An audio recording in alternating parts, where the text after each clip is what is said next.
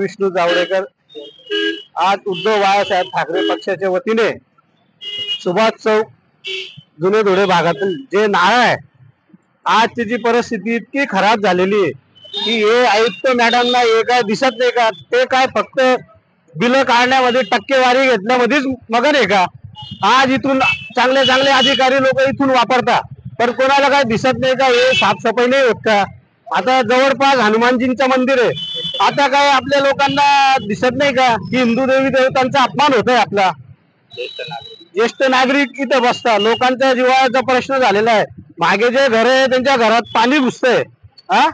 हे कोण करेल? आता तरी हे कधी थोड्या दिवसात कधी झाला नाही तर शिवसेना स्टाईलने आंदोलन होईल. हे पूर्ण कचरा महापालिका मॅडम आयुक्त मॅडमच्या दालनात आम्ही टाकाशिवाय राहणार नाही. फक्त टक्केवारीसाठीच बिझी चालू जाते.